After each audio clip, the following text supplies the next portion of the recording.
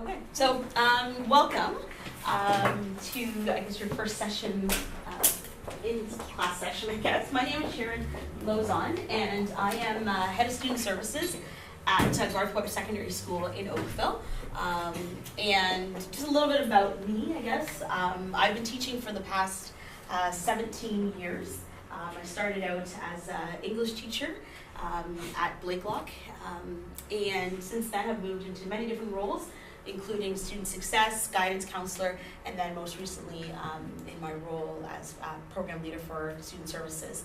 And so I'm bringing to you some information as to sort of where our transitioning program has gone from sort of when I started to now. Hopefully be able to answer some questions for you and provide you with an opportunity to be able to go home to your students and be able to feel confident that as they transition from elementary school to high school, that you will have a sound knowledge as to what to expect, and hopefully they'll have a chance to experience that as well. So my name is Luisa, Botelho, and I'm currently a vice principal at Aldershot School in Burlington. However, as Sharon, we started together, so I've been teaching for 17 years as well, and so I've been in the world of guidance at two different schools as a head of guidance as well, so Acton High School and at Blakelock. So I've had experience with transition, and now I bring to you a little bit more experience in the perspective of a vice principal and how the vice principal supports students who are transitioning from grade 8 to grade 9 and what that sounds like and looks like in the perspective of a vice principal for school. So I'm able to share that with you and hopefully make that transition, just like Sharon has said, a better one for the parents, because the parents go through that transition as well, and for the students. So, Oh, go ahead. So what we thought we'd do today, as we speak, sometimes there's something that comes to your mind, you're like, oh, I have a question, and sometimes you are not feeling comfortable, and you can interrupt us if you wish. If you do not want to interrupt us, we are giving you a sticky note so you can just write down the question and put it on the side. We'll collect it and look at it and answer as we see appropriately. And if you want to interrupt us, please do at any time. And we'd like this to be as fluid as we can and useful for all of you. Okay? So before we go into the learning goals for today, how many of you have, I just want to ask the question, how many have students that are going to grade 9 next year? Oh, no, the two, no. Mine's already ready. Oh, okay. Yours already in grade 9. Oh, okay. Yeah, this year. Oh, this year. Oh, okay. Awesome. So you already have some experience in the transition. Perfect. So you can bring that perspective. That's great. Excellent. Sharon, do you want to repeat? Yeah, sure. So our learning goals for today's session is just 3 key components. We want to be able to explore the social aspect and emotional aspect related to transitions for both the parents and the students. We want to explore the students' individual pathway plan and the primary tools for educating, career planning, and life planning. So we'll talk a little bit about some of the tools that schools in Halton will use to help your student make some good choices when it comes to classes so that they can plan their post-secondary programming after that. And their third goal is to gain knowledge of the Ontario Secondary School Diploma requirements. So what your student needs to graduate from high school. So we're talking about going into high school and how to get out of high school, all in the same goal. So, yeah.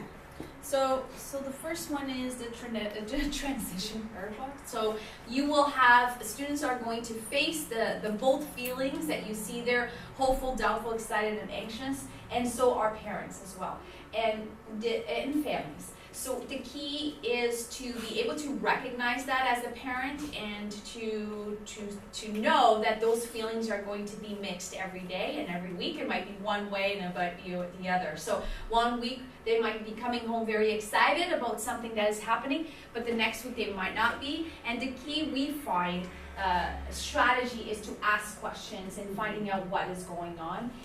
One of the things that we receive feedback from parents is that with that transition is things are happening much quicker, and by the time you get to the situation, a lot has happened already. So it's good to do that monitoring often with the student. So some of the different feelings around here and the different topics under hopeful and anxious are listed there. we find that students in that situation are very excited about meeting new teachers and having 4 teachers a day. That's what most students will have a schedule with 4 classes a day, and they're very excited about that. They are excited about the freedom.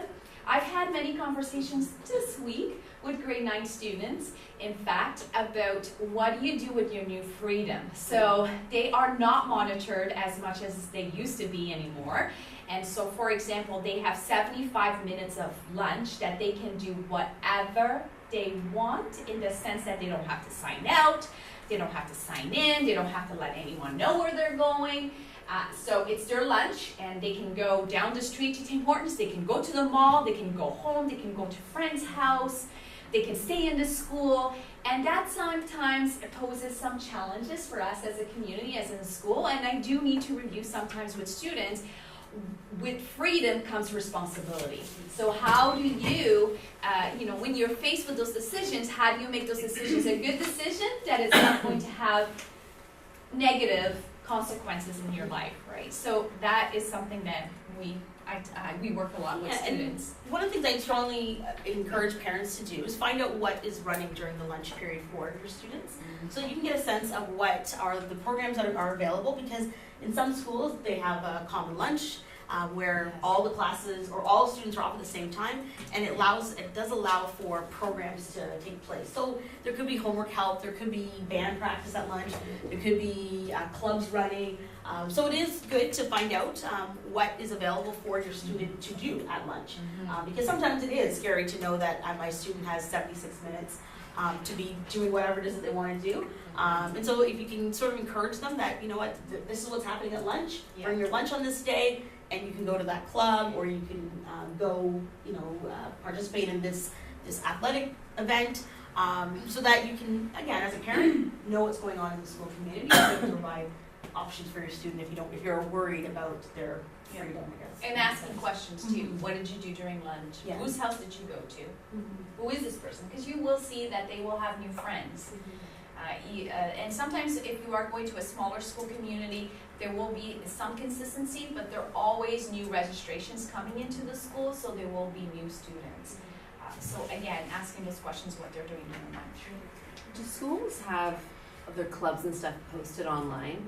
Because if you have a child who doesn't speak much, sometimes to find out what's going on is a little challenging. Most schools have their website, and that will list their clubs and teams that are running. It's one of those things, I'm not sure how up to date it may be, depending on the school, because teachers come and go, the requirements of the club may change, the dates and times, so I don't know how up to date, but most of them will have at least a list, and then from there you can kind of say, who's the contact or call to find out from the school, who's the contact for this particular club, or when do they meet, and they'll be able to give you a more up to date. So I can't guarantee that their websites are up to date with exactly who's running it, the times, locations, but you can certainly call and find out that information. And one of the things I suggest as well is many of the schools have Twitter, and it's mostly for parents as opposed to students. And the Twitter account, if you have it, you can receive notifications every day that something is posted, and that's how a lot of the information is posted of upcoming things. So I know, for example, at our school, we have, on Monday, we are having all the grade 9 students going to the RBG in Burlington. It's a field trip, so all 130 students are going to go.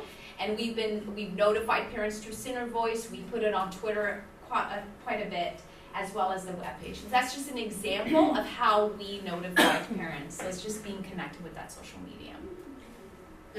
At Garth Webb, we use Remind, which is an online system where parents can get text messages of upcoming events. We have it for students, but parents have signed up as well. And again, that's our way of notifying parents. We do send the sitter message home as well, so an email or whatever form you've decided, whether it's email or a voice message, gets sent home to you.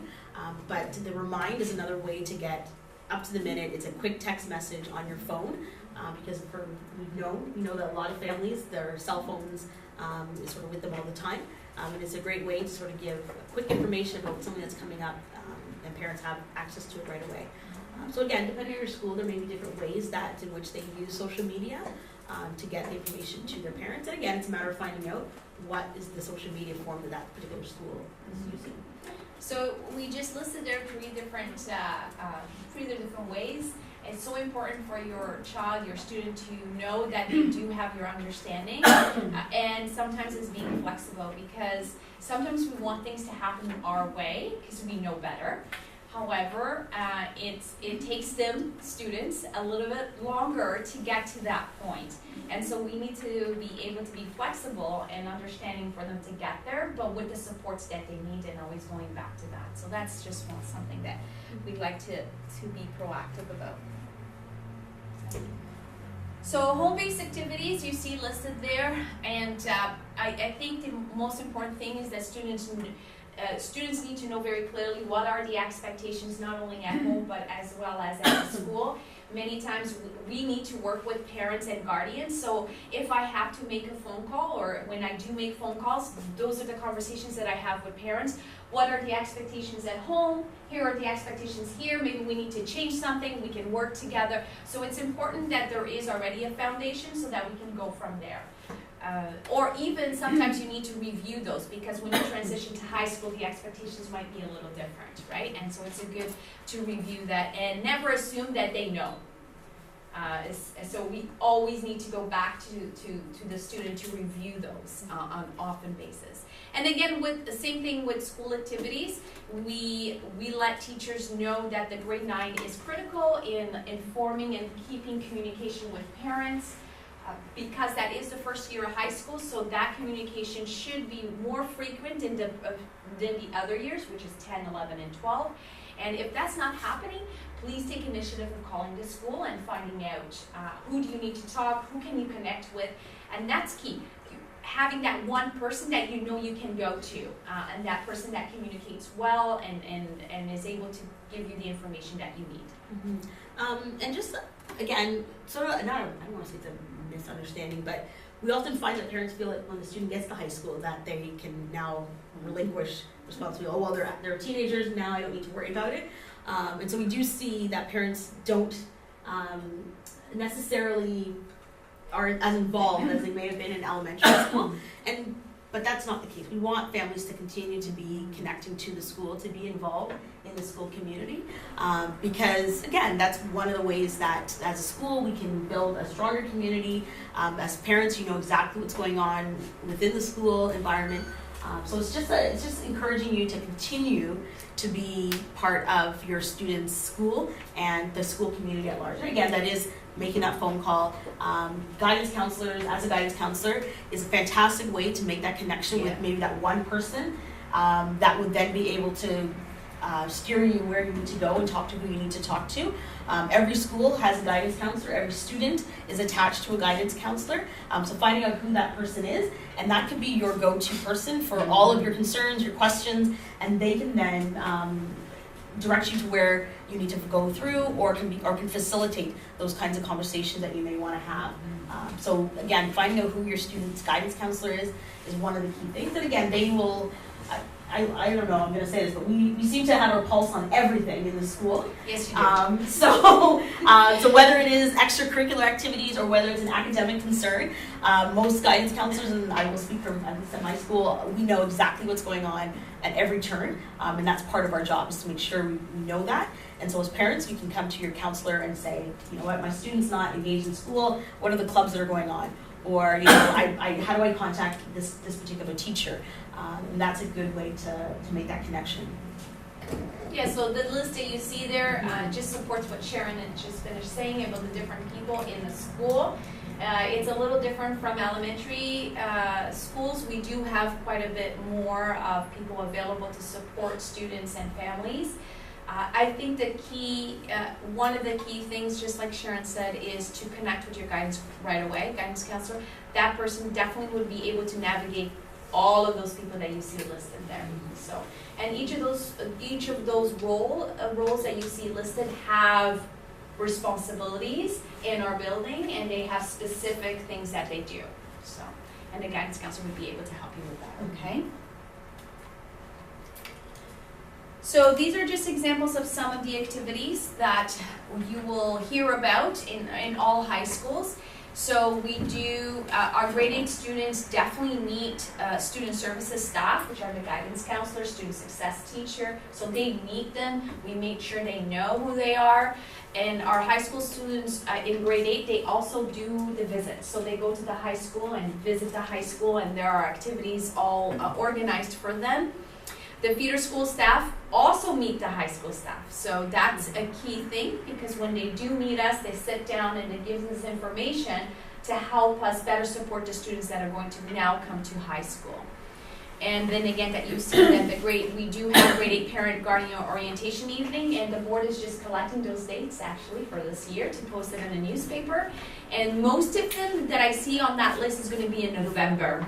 So just it will be in a newspaper and then on our on the board's webpage as well. As well as the high school that your student's going to be going to. It'll be on their page as well. And that's an important evening because it gives you a real sense of the courses that are being offered, the programming of the school. You will meet teachers there. You'll meet the administrative team. You'll meet the guidance counselors. So it's a great opportunity for you to get a sense of what's happening in that school before you actually have to make a decision on what courses you need to take, etc. Yeah. Okay. In addition to all of those, one of the great activities that all of our high schools in Halton have, or initiatives, is our Link Crew. Every high school in Halton has a Link Crew team, and is a team of senior students that are there to ease the transition for students. They mentor our grade 9s coming in, so they're typically grade 11 and grade 12 students that have gone through extensive training on how to support the transition for students. They do fun activities on usually the first day of school, where you meet your student will meet their Link leader, and then throughout the year there are a number of different activities that they do to encourage community building, to encourage students to be connected to the school, and to even just have that senior student that connects with them. So every high school, it's called different things, but the idea is still the same. There's Tiger Crew, there's Link Crew, there's a number of different, I don't know what you guys call it at Aldershot. Lions, okay, there you go. So there's different programs, but it is the same essence. And again, making those connections is key for that.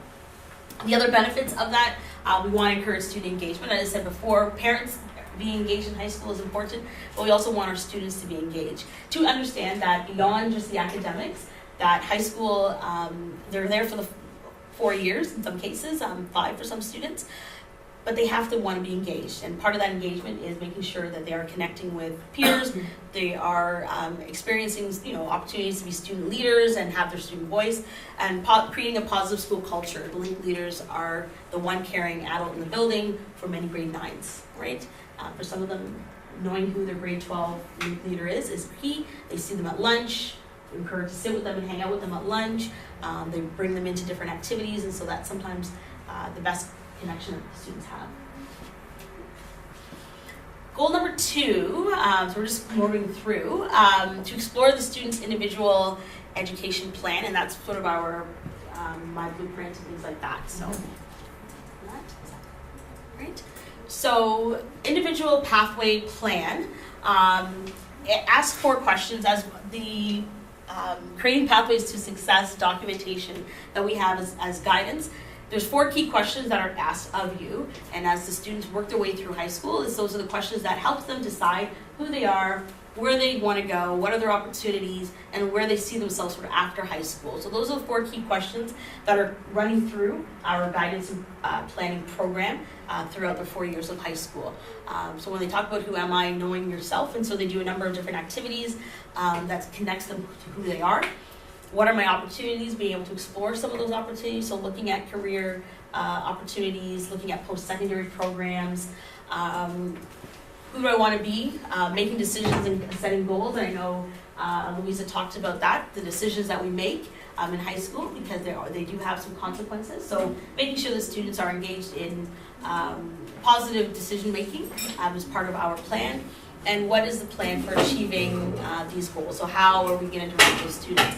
And again, a lot of this is connected with the career program, typically run in grade 10, but also with your guidance counselor. So your student's guidance counselor will be able to walk them through a number of these activities throughout the 4 years, and working with you, again, to make the right choices for the courses that they choose for the following year, and then helping them to look at post-secondary programs and what that might look like for them. Yeah, and this is something that students have already started in grade 7s and 8. And of course, we go in much more detail in high school because now the courses that they're choosing are going to support that pathway, right? And the development of who they are. So it is something that it's continuing through high school. So this is the system that hopefully you've already heard about that. Yes. Are arrangements made for the kids to get together with their guidance counselor, or is it for the kids to approach the guidance counselor and find out who they are? It depends on the school.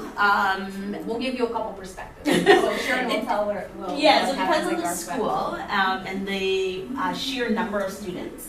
So typically most high schools have roughly 3 guidance counselors for, I think that's the maximum, 3 full-time guidance counselors I think is the maximum for our high school. So depending on your school, there may be opportunities for one-on-one conversations that are initiated by the guidance counselors. I would say in my experience, we as guidance counselors have gone into classes, so meeting classes of students to talk about our programming, to offer some conversations around planning and course choices. And then after the larger meeting, we then are able to set up meetings one-on-one with students. It just depends on the school and sort of what their ability to actually meet one-on-one with their students. At Garth Webb, we have about 375 grade 9 students for 3 guidance counselors. So for us to have individual meetings, that's just grade 9s. We have a population of 1375. So it is a little bit challenging for us to meet with every single one of our students unless they initiate that meeting. So typically, to answer your question, I would say that if you really want that one-on-one, then the student does have to initiate that meeting with their guidance counselor. It's a matter of just coming down to student services saying, hey, can I meet with my guidance counselor? And they set up an appointment, whether it's a 10-minute appointment, 15-minute appointment, after school, before school. That is absolutely possible with every school, but it's mostly self-initiated by the student, other than the school, the class visits that guidance counselors would do. So in the smaller school perspective, as for example, Aldershot, we have 137 grade 9 students. We do meet with students individually because we can, and we don't have 400. So that's what our guidance counselors do. We make sure that we meet each grade 9, not 10, 11, 12. They would need to book an appointment, but the 9s we do meet with them individually. And having said that, sometimes we will speak to parents and we'll say, well, you know, Mr. Bennett is our guy. So Mr. Bennett met with Luisa, and the parent's like, well, I didn't know that. And the student was like, oh, I don't remember that. So sometimes the students don't even remember the meeting, but But again, like Sharon said, you can book it at any time as well. Yeah. And the parents can come in. I recommend parents to come in with their child for that meeting, at least the first one. So I always welcome parents and families in that appointment. So if you can make your time flexible, because it is during the school day, and you're most welcome to come in with your student for that appointment. So absolutely. So my blueprint is the system that all schools in Halton use, and it's a system by which each student have their own account, and that's where they're going to put the list of all the courses they want to take, their plans. In there you will see that they have surveys that will inform them what areas of strength they should really consider based on their likes and strengths and needs. And also then, once you do those surveys, it will attach to different college and university programs and even apprenticeships, and it gives you a list where the programs are in Ontario, outside as well sometimes, right? Yeah. And it does a lot more. Sharon, do you want to talk about some of the other things? Yes. So this is our source of how, like, as Luisa mentioned. Once you log in, this is what it looks like. This is where students will pick their courses for the following year. So when students are making their course selection, and typically that's a February process, so it is happening pretty quickly. For the following year, this is where all students in Halton will log in to make their course selections. This is accessible at home as well, and so it is something that, again, at a school with such a large population, we encourage our students to do their research and do their course selections with their families at home, because they can access this at any point. And then if they have additional questions, they certainly can come into to student services and have follow-up questions and meetings with their guidance counselor. But it also, again, walks them through that who am I, what are my opportunities, because you can also do a search on post-secondary programs. So if you're looking, let's say your student already knows what they want to do after high school, you can use my blueprint to find out what schools in Ontario and what schools in Canada offers this program. What are the prerequisites to get into that program, including marks and including courses. So it's like almost like a one-stop shop for all of your high school needs, but also your post-secondary exploring needs as well. And then you can set different plans. So students can create different high school plans based on sort of, if I decided I want to do, focus on the arts, what post-secondary programs will be open to me when I take all these art courses. Or if they want to study sciences, so they'll put in a plan for all sciences, and then it will show them what post-secondary programs are open to me when I take all sciences throughout my high school career. So it's a fantastic way for you to plan, even starting in grade 9, what that might look like over the next 4 years for your student. It's also a great resource to track and keep track of your community service hours.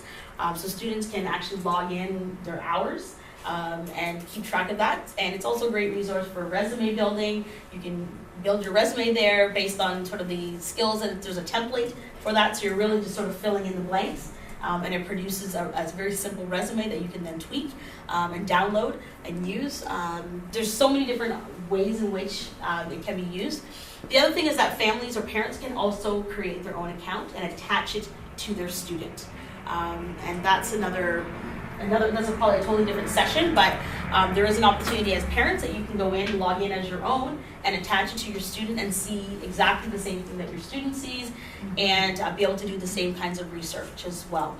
So it's a fantastic resource for so many different things, regardless if your student's in grade 7 going to grade 8, or if your student is on their way out of high school. And it's free. Yes. Yes. The other thing we do, so Sharon, can you just point up where the goals are? The goals. Yes. Yeah, right there. So that is a section we spend quite a bit of time as well, especially with our grade 9s and 10s. So after midterm reports, we have our teachers sitting down with students and developing goals based on their midterm marks. So we want them to develop very specific goals. So if they had a 67% in math, what will be their goal and how are they going to achieve it? If their learning skills, for example, in an organization needs improvement, how are they going to improve that? So we do reflect on the midterm report that comes in November, and we'll talk about reporting soon. And then we set those goals there. So it's good for parents because then you get to see what goals they're setting up as well to have that view. The other thing is that it also, if you go back real quick, Yes. It does also keep track of the courses that your students have completed and the marks that they've earned. So at the end of each semester, the schools will typically do an upload to the site, which will list the courses that they're currently taking, and at the end of the semester, you'll have a final mark. So it'll also track for you as a parent exactly how many credits your student has earned, what the marks were for them. So rather than having to go through all the report cards, you can just see through my blueprint that here are the courses my student completed, the mark attached to it. And it also gives you, and I know you can't see it on the screen, but there is a component where you can actually see the credit count. And we'll talk a lot more about the graduation requirements there, but it does keep track of that for you. Yeah. So do the teachers sit down with them and do it, or do they have to go to the guidance counselor to find out like the goals that they're setting? So again, it depends on the school. Yeah. So at your school, it sounds like it's It's the teacher. Mm-hmm. So we usually Which teacher? so we pick. So in Okay. midterms is going to be the period 1 teacher. So Okay. all period 1 teachers with the grade 9 students Okay. and one guidance counselor with working with that teacher Mhm. will set goals. Okay. Yes. Sometimes it could be the period 5 teacher. Mhm. It depends what time of the day, but it would only be one teacher. Okay. Yeah. Yep, and for us, it's the guidance counselor. And we specifically target students that are struggling. So for us, it's not necessarily all of our grade 9s that are going to sit with a counselor and go through these goal setting. Because again, and I don't want to keep saying it, but depending on the size of the school. But for us, we will focus on the students that may have received marks that are we are concerned, or they may be demonstrating behavior that is a concern for us. And so when we meet with them, we will sit down and go through that. So it's not necessarily for us, all grade 9 students, but one of the students that have been identified as needing that extra support because of academics or because of behavior or because, concerns that other concerns that the teachers may have expressed. So you said we can go in and check their marks in this thing. Do the kids enter the marks in there? Or the No, teacher puts it in? no, it's uploaded. So once the report cards have been generated, we will send. There's a file that gets sent to the site essentially, and that's what gets uploaded. So it's the official mark. It's not a mark that the kids would enter. So is it just their final mark or It- is it marks throughout the year? Just their final mark. Just their final. Only one final mark, not a midterm mark. Only final marks. Yeah. Oh, So you'll be able to see marks for the grade 9s the first time around would be after semester 1, so probably the beginning of February. Yeah. You would see it. And it'll show the 4 courses that they had completed in semester 1, and then another upload happens again at the end of June Yeah. for final mark for semester 2. So they'll have 8 marks completed there. So I have another question about marks. So fifth week they sent out marks and Yep. everything. Yeah. So it's just up to the teachers to send you, like some teachers sent and some teachers didn't. You want to go there? Let's Let's go there. yeah, because if you We can jump around. That's fine. Yep. 'Cause that's a question. go back. And then I can go back to the. Okay, choice that one. between- Okay. Yeah, so fifth, so there's different reporting periods, and this again, and I don't know if it's province-wide, but I know in Halton. No, it's Halton. It is Halton, okay. Well, so- the 5th and the 15th, 15th week. that's why it says HDSB. Oh, reports, perfect, yes. okay. So in Halton, we have a number of different reporting periods. So we have our 5th week reports, which if your student is currently in grade 9, you would have received over the last couple days, perhaps. And that, again, depending on the school, what, is it all grade 9s get it? No, it's all grade 9s. Okay, because Yes. okay. So, speaking from my school, all of our grade 9s do receive it. And any student that is earning, depending on the marks, or again, other concerns that the teacher may have, in grade 10, 11, and 12 will receive 5th week reports as well, just depending on sort of what the nature is. So in grade 9, all grade 9 students will get it regardless of whether or not how well they're doing. It's just And more of an that's a board update. direction. So if Okay. your student did not receive a 5th week report and is in grade 9, you need to call the school and ask why. Okay. Because every grade 9 in Halton needs to get a 5th week report. Mhm. Yeah, it's a direction from the board. Okay, thank you. And then you'll get another one. We'll get a midterm mark in November. Yes. Again, I can speak for my school because I know in Well, grade now 9, it's going to be consistent though. grade 9, however, our grade 9 math and science program is a full year program, and so the reporting periods are slightly different. But generally speaking, you'll get a 5th week report, you'll get a midterm report in November, you'll get a 15th week report, and then you'll get a final report card in January. The 2 official ministry mandated reports are your midterm and your final report cards. 5th and 15th week reports is a communication. Usually it's a mark book communication that is sent by the teacher to the parents. The November midterm and the final marks are official report cards that are put through the ministry requirements. Yeah, so just, and adding to that, is that the 15th week report are only for students that are not doing well, so 60% and below. So I'll repeat that again. If the 5th week report, all grade 9s get it, and 10, 11, 12s only if they're not doing well already by 5th week. And then the 15th week report, it's only for students that are not doing well, so 60% and below. If you don't get a 15th week report, that means that your student is doing well. And there's no concern. I just don't want you to call the school and say, why did you get the 15th week report? And that's because they're doing well. Question here and then over here. So you're saying that the 15th week is Only? even if you're in grade 9? Yes. Yeah. Okay. 5th week, Only- everyone gets. All grade 9s get it. 5th week, Only grade 9s. all students. So 5th week reports, all grade 9s will receive it. And children and whoever has a below 60. Exactly. Okay. So And then for the other 15? grades, the below 60. Yes. Right. And And then 15 15, anybody below 60. That's right. Correct. Yeah. I know, it's so confusing. Yes, but you said something about all your math and science. Mhm. Are all kids in all schools? No. No. No. So Every school is a little different. So at my school, at Garth Webb Secondary School, we have an all-year math science program. It's an integrated math science program, and so the reporting timelines are slightly different because it's a full year program. So that's the only I guess, difference or anomaly is that for students in math and science, they're not necessarily going to get a 5th week report. They may get their first reporting maybe in November, or if the student has expressed concern. I don't want this to sound as though this is something that's board-wide. This is literally, Garth Webb is the only school that is running a full-year math science, integrated math science program. There are schools that are doing full-year programs. Yes. I think it's very different, but I don't know. Yeah. So, if you're part of a school that is running a full year program, whatever subject, they will get 3 report cards. Yes. 3 report cards. 1 in November, 1 in April. And 1 in June. Yeah. So I'll repeat that again. If your student is in a school that is taking a course that starts in September and ends in June, they will get 3 reports. 1 in November, 1 in April, and 1 in June. So they won't get the 5th week. That's right. Yes. So, but having said all of that, I want it to be clear, as parents, you have the right to ask your students' teachers an update at any point.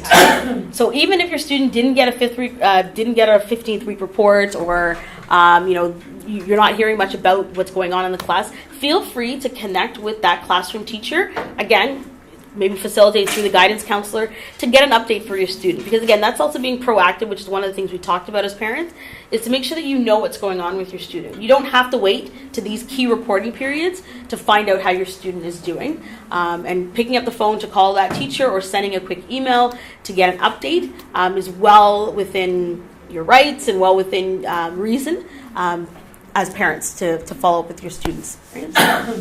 So continuing with the reporting system, what I like to highlight here is the bottom nugget, which is academic honesty. That is one of the things that might be a little bit newer for you and for your student when you're transitioning to high school. We do take academic honesty very seriously, and we do quite a bit of work around there. And so we do, with the access of so much right now of information, it's sometimes difficult for students to be able to read something and then create their own. So we do teach them about academic honesty and making sure that they're not plagiarizing or copying from somebody else. They do have sessions that we run in the library by our librarian, and they also have sessions with their own classroom teachers. However, sometimes you might hear a phone call from a teacher based on that. And so that is the responsibility an added responsibility for students to making sure that they are producing their own work. Okay? So, do you want to, how the mark determination is? Oh, go ahead. So, our mark determination, sometimes we do have parents and families asking, how did you get to this? How did it get to this mark? And so we are very consistent for each course. There is what we call a course outline that tells you how we divide the marks for that specific course. So 25% goes to this, 25% goes to that, 10% goes to this. So it's good to find out how the percentages is divided and knowing how much things are worth so that you can see that. The other thing when we talk about mark determination, we do talk about with teachers that they do have the professional judgment. So sometimes even though there is a mark or there is a percentage, let's say a 67%, it's still the professional judgment of the teacher to change that mark higher or lower based on what they also observed and not necessarily just a numbers thing. So we need to always be aware of that. And sometimes we do have critical conversations with families and students and teachers and saying, you know, I feel like I did much more to this course. Is there any way that these other elements could be considered? So those conversations happen often as well. So it's just being aware of that. And the Growing Success document is a ministry document that was designed and created specifically around assessment and evaluation. So as families, you can also access that to see sort of what are the policies that the boards are adhering to when it comes to assessment and evaluation. So the report card looks very much the same as the Oh, maybe it No. doesn't get the elementary. Not Maybe quite. not, no. One thing you will notice is that our comments are much smaller in secondary. So, but you will still see the courses listed. If the student, these boxes might be checked, and there are 4 different boxes there, and we'll talk about that. But then you will have the first mark, which is the midterm mark, and then you will have the final mark. So the first mark would be in November, the final mark in January. The first mark in April, and the final mark in June. Okay, and then the teacher needs to add a comment. And the comment is always a strength, a next step, or a strength and need, and then the next step. That's how it should be structured. And we do also tab the lates and how many absences they had in the course. So it's good to look at the midterm, and if you see 12 absences and you are aware of 2 of them, it's like, Luisa, what's going on? Where were you the other 10 times, right? So that even though you get that notification, sometimes it's hard to, keep track of all that. So this is good to have that. The other thing that you'll notice on here are the learning skills. I think that's actually similar to elementary school. Yes. But you'll see that as well, and they will be given again first semester or midterm, and then final learning skills as well as part of that. So those are the 4 qualifiers I was talking about. And so if your student fits into any of those categories, they might get that checked mark on the report card, okay? So the learning skills description is just the same, exactly the same as it is in elementary school, which is great. I love consistency, so I think this is very powerful, and I wish we had even more consistency between the 2 panels. I think it's very beneficial for all of us, because if we continue to use the same language, we can improve things, right? So this is a language that will continue. We do have conversations with students many times, because we are a society that's very much driven in percentages, and so sometimes it's important to have those conversations and why this is important. So this is important because it speaks to a lot more for that person, for that student in general terms. So when you are applying for post-secondary, you want to be able to speak to this and how well you did in those areas. I talk to students when they're applying for a job. This is something that they want to talk about at their job application and be able to highlight that they have all E's on organization. And that speaks quite a bit for them and for their placement in society. So we talk a lot about that. Yeah, and there are, and teachers will actively teach these skills as well, depending on the needs of the student or depending on the needs of the class. So they will go through what are the looked for responsibility or independent work, and then we'll teach those skills, particularly around your organization, time management, self-regulation. Those are skills that are important, as Luisa mentioned, even after high school. We all know that as adults, the importance of these learning skills, but sometimes as young people it's hard for them to know how to develop those skills, and so teachers will actively teach that in their classes in some cases. And the other thing we do, I just thought about this at our school, and I know some others do, we do consider how they've done in learning skills in grade 12 especially. When they are applying for different bursaries and scholarships or money that our school offers, or anything to that matter. So we do look at that, and as well as their mark. So that's something we definitely consider. Do you want to go back to... Oh yeah, sorry, I was like, oh, we didn't finish. There's a whole bunch of them. do you want to go to grad requirements? Yes. Who writes the learning skills? Is it every teacher, or is it just their home teacher? No, so every teacher will assess and evaluate their learning skills per class. Yeah. Okay. Just passing out. And again, this is something you can find on our Ministry of Education website, but it does give you what the requirements are. So we're talking about transitions. We also want to talk about what students need as part of their graduation requirements out of high school once they are.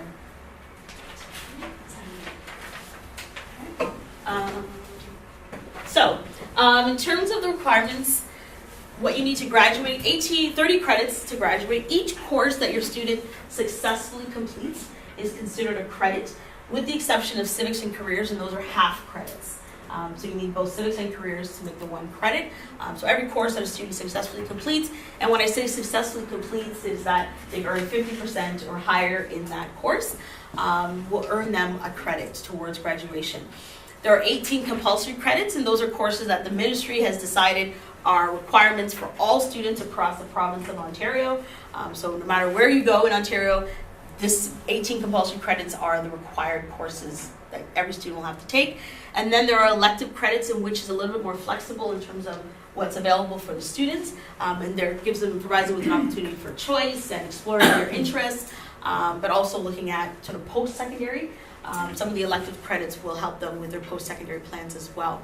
So to graduate from high school, they need 4 English credits, and it's 1 English credit per year. And we'll talk about sort of the different levels of English and some of the other subjects shortly, or programming, sorry, not levels. We need 3 math courses, 2 science, a Canadian history, Canadian geography, art, health and physical education, French, civics and careers. And then you need a group 1, 2, and 3. And on the purple form, it does list for you what those group 1, 2, and 3, what types of courses fit into each of those categories. And it's important that the student has 1 course from each of those categories. And those group 1, 2, and 3 are in addition to the ones listed here. All right, so beyond the 4 English, 3 math, etc., in addition to that, they have to have a course from group 1, group 2, and group 3. Okay? And that is something that as guidance counselors, we monitor. We provide opportunities for students to review that, and that's where my blueprint comes in, because my blueprint will also keep track for them what courses they've completed.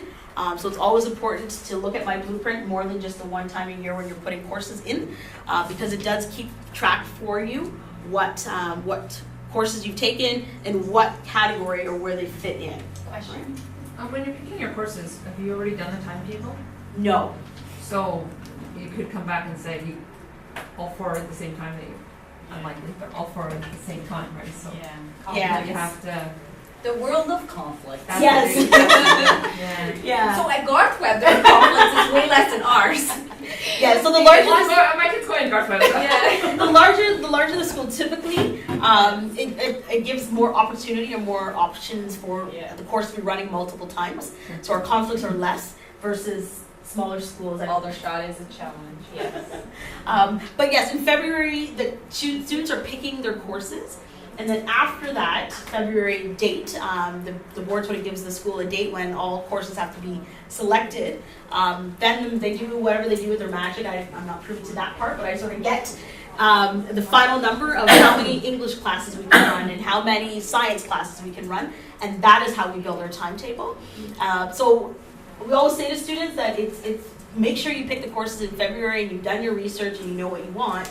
Because we base what we offer and what we run based on what happens in February. Yeah. And so if we have all of a sudden a bunch, like 50 students that say they want a particular course and we don't offer it because they didn't select it in February, it's very challenging for us. And I think that's standard across all schools. Would courses become full? Yes, courses will become full, or we don't run it at all because, again, not enough students had selected it. So we do have to make choices. Sometimes there's a certain number of students, or there's not enough students that have selected a course. And so we have to decide whether or not we're going to still run it, or we're going to have to cancel that course. And in February, do they pick for the whole year? Yes. Okay. So they will pick Semester, 8 courses for the entire year, which is hard because the reality is that they've just started in their second semester courses and they're already being asked to pick courses for next year.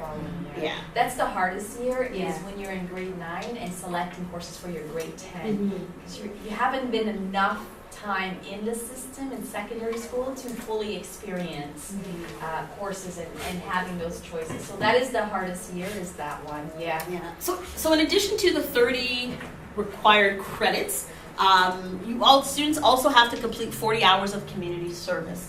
And that's 40 hours for their 4 years, so 40 hours total. And that can actually start the summer that they graduate from grade 8, so that July 1st, they can do the 40 hours.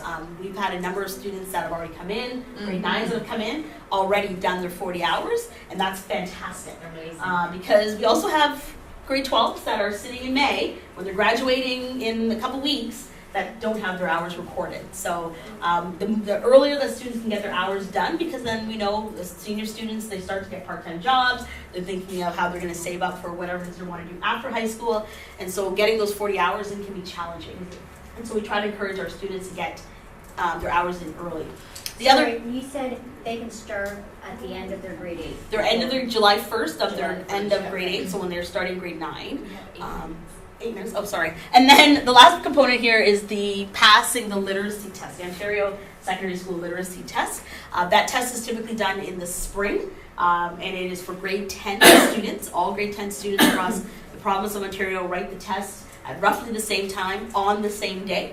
And it is a standardized test, and then the results are given to the schools in usually end of May, early June, where the results are given, and it's a pass or fail scenario for students, and I believe you have to earn a 300 out of 400 in order to pass, so that's 75. In order to pass that, and if they are unsuccessful, they have an opportunity to write it again the following year, or they may have to take the literacy course, just depending on their needs. In grade 9, these are the typical courses that schools across Halton will offer. Most of it is pretty much the same. There may be a few exceptions in terms of the choice of arts and perhaps the choice of tech courses, but all grade 9 students will take English, they'll take math, they'll take geography, they'll take science, health and physical education, French, and then they have a choice of an art credit. And again, music, drama, visual arts. There may be schools that may offer other art courses. And then they have another elective. Typically, it is a technology, business, or family studies. And again, each school might be different in what makeup of the other courses they may take. But generally speaking, that is the list of the 8 courses that all grade 9 students will take. Sorry. Yeah, Luisa just handing out the academic and applied and academic courses. Do you want to go through that? Yeah, sure. So one of the challenging things and fun is to be able to select a program that best fits the student and the student's strengths, of course. And sometimes this can cause a little bit of stress for both the students and the families of making those selections. And so when you are transitioning from grade 8 to grade 9, you do need to have those subjects, but you also need to choose the kind of program. So in most schools, we offer an academic program, we offer an applied program, and we offer in some schools the essential program. Those are the programs that are offered in grade 9 and 10. When you move to grade 11, the program changes. So when you move into a grade 11, we are talking about a college program, a university program, or a workplace program. Okay, so the language changes and the program also changes. What we've done with this handout here is provide you a definition of what an academic program or courses what are they like, and what as opposed to the applied ones. Okay, and then what we did is, if you turn to the back, we went through the core subjects, so English and math and science, French and geography, and wrote down the main differences between those two courses. I would like to spend some time in highlighting some of those differences.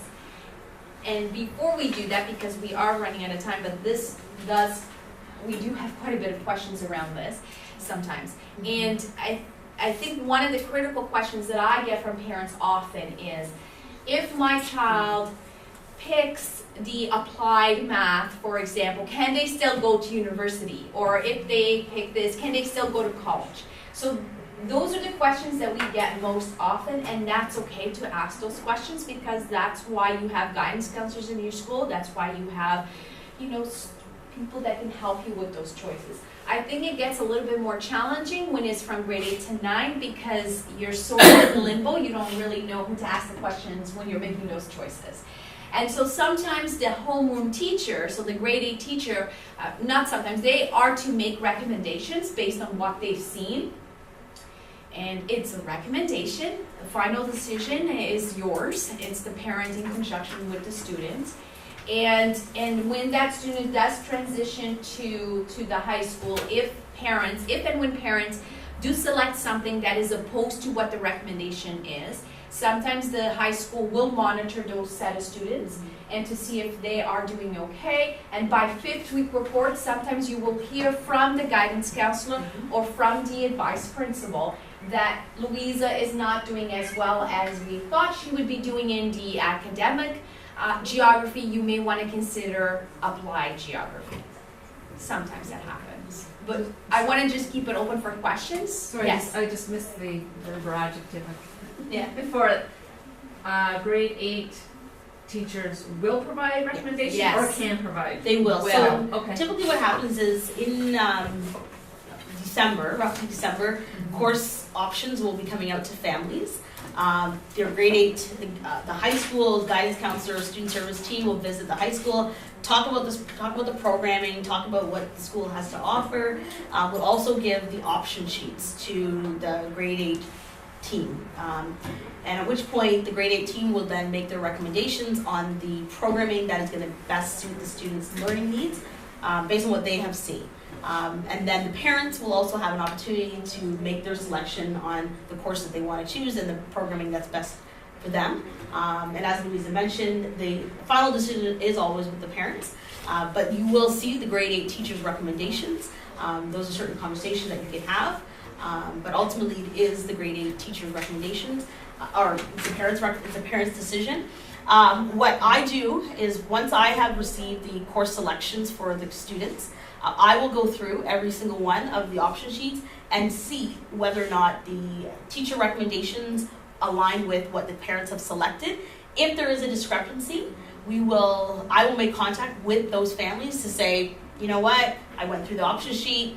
Here's sort of what we know when students, when students and the parent, when there's a discrepancy between what parents have chosen and what teachers recommend, and giving you an opportunity to amend your choices or change your selections if you need to do that. And that will happen for me. I always send it out at the end of February. So it still gives an opportunity for students to still get the courses. We haven't made the timetable yet, so it's not as though it's going to change everything. But it does give parents that open dialogue with the counselor. And I have seen, not all parents follow that recommendation. Some of them say, you know what, that's fine, we're going to stick with it and see if we can support our student. But then we do typically do track and monitor those students just to make sure that they are being supported in whatever program they've chosen. Yeah. Would you see, for example, academic for a lot, but then French, you only need the one course, and you're not going to continue with French. You don't think your child's going to continue with French. Put them in applied so they can take There's a mixture, so you don't have to have all academic. You can have a mixture of applied and academic, for sure. Yes, in the areas that we're trying to get. And I will say again, at Garth Webb, the only exception is that math science integrated full year. Students have to take both math and science at the same program. So whether it's academic or applied, it has to be the same. Because they're together. Yeah. Question here and then over here. Can you take like a general level 10, grade 10 first semester and then the academic 10 the second semester? Like if you don't like gym or art or any of the electives, can you do more? Is that allowed? So the elective courses are typically run at an open level. Or open programming, so there isn't, there's only one type, like, so phys ed there's only one phys ed that is running. No, I think no. Like, What she's saying is or shop, is it? as long as it's not on that list of courses they have to take. Remember this list, sorry. right? So they have to take a phys ed. Yeah. So you wouldn't be able to do, for example, applied English, grade 9, and academic English in grade 9. You could, but you still have to take the phys ed. Okay, but after you get those required ones, can you do multiple math and English? Yes, for sure you can. They don't say you did your one grade 10 English. Yeah.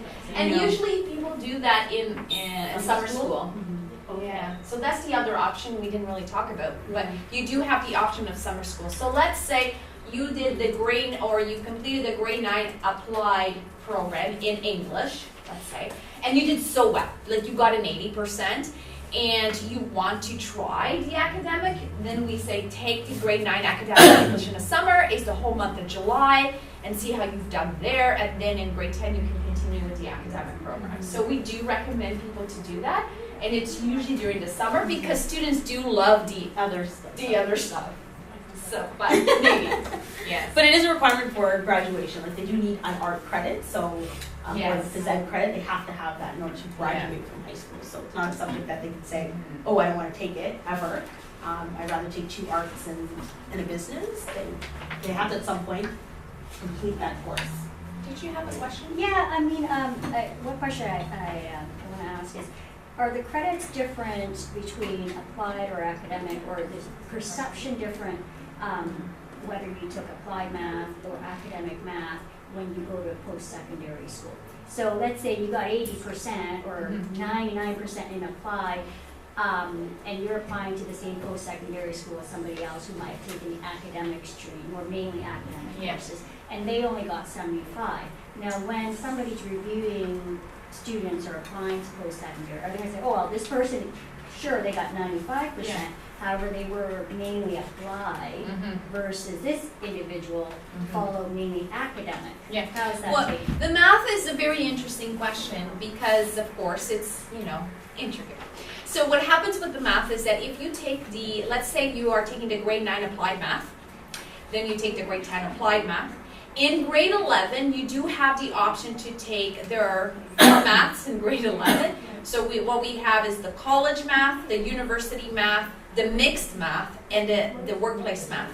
With the grade 10 applied math, you can take the mixed math in grade 11, which then will allow you to take 1 grade 12 university math in grade 12. So, having said that, if you apply to a post-secondary school that only needs 1 math in grade 12, then they're only going to look at the 1 grade 12 math and how they did there. They won't look at what they did in the past. They only look at that mark. Will it be quite a jump in gap or knowledge for a child who is doing applied and now they go to mixed in order to, They will only feel that jump if their results are 60% and less. If in the applied program they are coming up with a 75% average and above, they will be fine. In a mixed math in grade 11. Generally, correct. Okay, yes. thank you. Yes, but that's a really good question. And that's why my blueprint, I go back to that, is so important because it will back plan for you. So let's say you want to consider 3 different careers. Let's go with 3, I don't know. Like you're considering engineering, you're considering social media, art design, and so you can have 3 different plans and it will tell you exactly the courses that you need in 9, 10, 11, and 12 together. So that's why my blueprint is essential. Yeah. Any other questions before we? I just have another, if nobody else has a question, sorry. Another quick question. So you mentioned when you're moving from grade 8 to grade 9, it sounds like it's a pretty formalized process. So in December, they're going to be given, these are courses you take in high school. So the teachers, grade 8 teachers or homeroom teacher can say, oh, I recommend this for you. Right. And then the parents and the student make the final decision. So you actually have what's the teacher recommendation and what is the final selection. Yes. So it is Yes. formalized. Yes. Okay, Yeah. thank you. Yeah. And we do keep track of that. I mean, we collect a lot of data from that because we do look at the students that, what was their achievement after students that followed teacher recommendations versus those that didn't versus, so we like to collect a lot of data around student achievement.